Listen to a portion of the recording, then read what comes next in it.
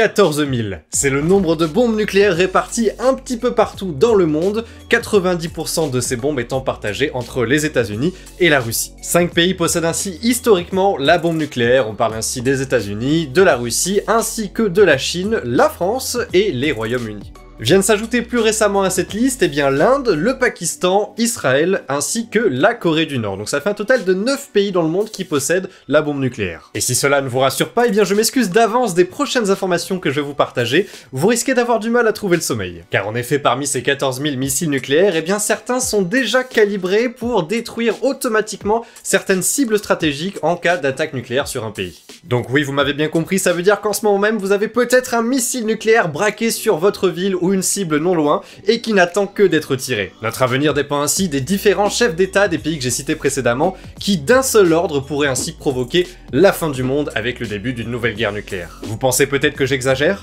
Dans ce cas-là, c'est que vous ne connaissez pas du tout la capacité destructrice d'une bombe nucléaire et croyez-moi, c'est vraiment impressionnant. De nos jours, la bombe nucléaire à la capacité destructrice la plus élevée est possédée par les États-Unis et a une force de destruction de 10 mégatonnes. Cela équivaut à 10 millions de tonnes de TNT, c'est la mesure officielle de la puissance d'une explosion, et elle pourrait détruire à elle seule l'équivalent de 10 fois la surface de la ville de Paris. La destruction du monde à travers une guerre atomique est donc un scénario tout à fait plausible et c'est d'ailleurs ce qui a été imaginé dans l'univers du jeu Fallout qui prend place dans un monde apocalyptique qui a été ravagé 200 ans plus tôt par l'explosion de nombreuses bombes. Et ainsi, si l'idée de vous faire dévorer par une fourmi géante mutante ne vous plaît pas, eh bien sachez que vous n'êtes pas le seul, et c'est pour éviter ce scénario catastrophe que de nombreuses personnes ont fait construire des bunkers afin de patienter plus ou moins confortablement jusqu'à la fin d'un hiver nucléaire. Et j'avais d'ailleurs entendu parler il y a quelque temps de ce fameux quartier résidentiel de bunkers, je pense qu'on peut l'appeler comme ça, une sorte d'endroit en fait qui regroupait plein de bunkers sur une seule et même zone, qui est une idée assez ingénieuse, mais ce qu'on va voir aujourd'hui c'est encore d'un tout autre niveau. Car je vais vous présenter aujourd'hui le bunker le plus luxueux du monde. Voici donc le Survival Condo qui est situé au Kansas aux États-Unis.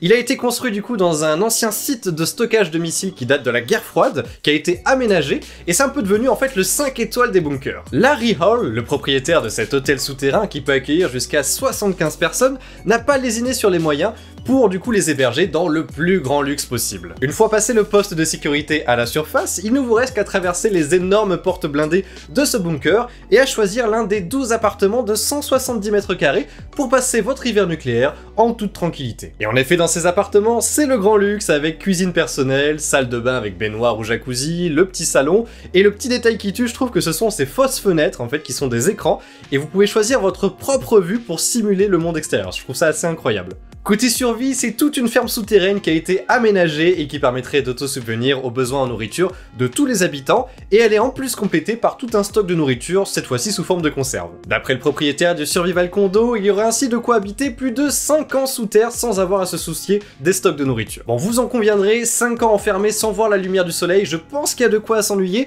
mais c'est sans compter les différentes infrastructures qui ont été installées dans ce bunker. Ainsi, à la classique bibliothèque, viennent s'ajouter une salle de cinéma, elle est plutôt classe d'ailleurs, ainsi qu'une école qui peut également servir de salle d'ordinateur, le fait intéressant étant que de nombreux sites internet ont été pré-téléchargés sur un serveur hébergé dans le bunker, et ce qui permet du coup d'accéder de nombreuses informations sans avoir forcément accès à internet. Infrastructure un peu plus exotique, a été également installé un mur d'escalade, il faut quand même se garder en forme, même enfermé sous terre, ainsi qu'un stand de tir. Alors là pour le coup c'est vraiment un truc un peu à l'américaine, mais bon j'imagine que si on veut apprendre à survivre face aux fourmis géantes, c'est pas mal de pouvoir s'entraîner avec une arme à feu. Ah, et vous vous en doutez, tout bon hôtel ne serait pas complet sans sa fameuse piscine chauffée, et il y en a bel et bien une dans ce bunker, c'est incroyable, une piscine sous terre, c'est la première fois que je vois ça, donc voilà, il y a vraiment de quoi se divertir. Bon, vous vous en doutez, s'offrir une place dans un bunker aussi luxueux, ce n'est pas donné, comptez d'ailleurs 1,5 million de dollars pour s'offrir l'appartement le plus petit du bunker, qui sera quand même un appartement de belle taille avec toutes les commodités que je vous ai présentées, et comptez jusqu'à 4,5 millions de dollars pour cette fois-ci s'offrir une magnifique penthouse dans ce bunker. Ça vous semble beaucoup trop cher? Eh bien, vraisemblablement, ce n'est pas forcément l'avis de tout le monde, puisque le bunker est pratiquement complet aujourd'hui, il y en a même un nouveau qui est en cours de construction, donc c'est assez incroyable, il y a tout un business finalement de la survie, et il faut dire qu'en ces temps assez assez incertain, où c'est vrai que on voit notamment la Corée du Nord qui fait des tests nucléaires, ce genre de choses,